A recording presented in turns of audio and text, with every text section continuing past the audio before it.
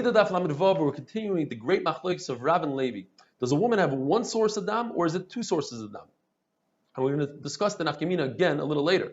But the Gemara brings kashas going both directions. The pasuk says, "Vaisa titma." We learn three halachas from that. The first halacha is that a person that's with a yoledes acquires the tumah of a yoledes, he becomes a niddah. The second halacha is that a yoledes has tumah even during the night, although the pasuk says shivas yamim, I would think it's only during the day. And the third halacha, which is important to us, is that you need zayin nikiyim. Now, according to Levi, why do you need shiva nikiyim? It's a different source of dam. The dam, if there's a small break in the dam, then the dam afterwards is tar dam. The answer is inachanami. According to Levi, you don't need shiva nikiyim. It's as if it's shiva nikiyim. We had in the beginning of the sechta a woman who's misulekes dam. She no longer has dam. She's older, or she's pregnant, or she's nursing. And then she sees dam, so we say she's tummy from here on out, and we don't go retroactive 24 hours like a regular woman. And the halacha is that a nursing woman and a pregnant woman combine their 90 days of not seeing dam combined together, because they need 90 days not to see dam to be misulekes dam. So you have 1.5 months of a woman who's pregnant, and then she gives birth, then another 1.5 months of not seeing dam, they combine, and she sees dam, it's only from here on out, not retroactive. The question is, according to Levi, why do you need 1.5 months after she gives birth? Once she's in the Toyar days, let's say she gave birth to a boy, 7 days later, she's already counting 33 days of Tahara. That's another type of blood that comes from another source. According to Levi, that should be completely tar. You don't have to wait another 1.5 months. And the answer is Ein Hanami. You don't have to wait another 1.5 months. You just have to wait a kolshu, and it's considered as if she's tar, as if she has 3 full months.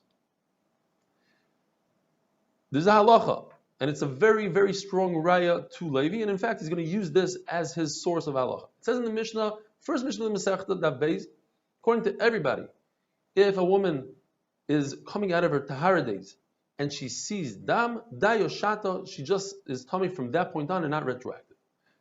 So according to Levi, who says that she has 2 sources, we can understand this. But according to Rav, that's one source, we have to be doichak and say that it's talking about a situation where there was not a 24-hour period between dam. And therefore, you can't say meis leis. And you can't say mipkida l'pkida to the next, going back to the last time she did a badika, because if there's no meis leis, there's no pkida l'pkida. But that's a very nice source for Levi. So now that we're asking a kasha on Levi, and we don't have a good answer, he's going to say, but I have a good source from what we just said. It says that if a woman gives birth while she was a zava, so after she counts her days of tahara, she has to wait another 7 days for her ziva. She counted, and instead of going to the mikvah, she sees another time dam. According to Basil, that dam is midaraisa tamei. The question is why? According to Levi, it's another source of dam.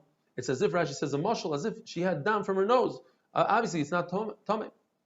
So Levi says, you're right, it's a great question on me, but I have my other source. Or Levi can answer that the reason why that dam is tamei midaraisa is because it continued flowing from tamei days into tar days. But the Mishnah says, it says mufurish, that she counted 7 clean days. The answer is yes. We're talking about a very specific case where a woman gave birth to a girl, and the first 7 days were clean. So she counted, and those 7 days add up towards her ziva days, because there's a mandama that says that the ledes days could be counted towards ziva days. And then she started seeing dam again, and that dam is the dam that flowed into tahara days. The Gemara says in the Maisa that the Allah is like Rav, bein lekula, bein lechumra. And that means, if you see on the chart, if a woman was tamei for 7 days, but she continued seeing dam into day 8, according to Rav, that it's one source, so she would be tamei on day 8 as well. And that's a chumrah. But on the reverse, if she was seeing dam during tahara days, up to day 40, and she's tar, and then she continued her dam into day 41, according to Rav, she would be completely tar, and that's a kula. Says the Mishnah, a woman who had labor pain, and through the labor pain she saw dam, and then she gave birth. She's not a niddah because the dam that she saw was from labor and giving birth, and that's not a niddah. However, if she stopped seeing dam, how much did she stop? We're going to see. She stopped seeing dam. If she stopped having pain, even though she had dam, then we say that's dam niddah and not dam of giving birth. The point is, the main thing that we care about is what is closest to the birth. If she had a break right before the birth, then all the dam she had beforehand is considered dam niddah. If she did not have a break, she had labor pain right by the birth, so all the dam she saw up until that point is birth dam. How much is the hefsek? Rabbi Elazar says 24 hours. Rabbi Yeshua says it has to be like Shabbos. You start by the night and end by the night. It's 24 hours, but it has to start by the night. And Chananya ben Achi, Rabbi Yeshua, the nephew of Rabbi Yeshua, says the final day, the third day, has to be completely labor-free. And if even there's 1 hour of labor, then it's not considered a hefsek. How long does labor last for? Rameir says, well, if it's a healthy woman, 40 days. If she's sick, it's 50 days. Rabbi Shimon says 2 weeks. And Rabbi Yehuda says labor is only in the 9th month if she gives birth in the 9th month. And if she gives birth in the 7th month, labor can only occur in the 7th month. If a woman had labor and she saw dam, she's a niddah. According to Rav, if she sees dam in the days of ziva, then she has a halacha of a niddah. She's in ziva and she's a zava, but she has a halacha of a niddah that she cannot be with her husband and she has to go to the mikveh that night. She doesn't wait until the following night like a zava who shemeres yai. According to Shmuel and Rav, as we'll see later, he regretted this and he took it back and he said that she's completely tahar. That's in fact Rabbi Yitzchak Shita, that this woman is completely mutter to her husband. Shmuel says that this woman is asur till the following day. Shemeres yai, she's like a zava. Why? Because we're concerned, says Shmuel, what if she took a break and we find out that all this dam is actually niddah dam and it's not related to her giving birth. And then she'll be chayiv kares because the zavak tana is chayiv kares. Says the Gemara, an unbelievable story. Shila paskin like Rav, because he heard from Rav that you have to act as a niddah if you see dam during the ziva days. Right before Rav was nifter, Rav took his Talmud, Ravasi, he said, go tell Shila that I regret it, I took back my halacha. She's completely mutter to her husband.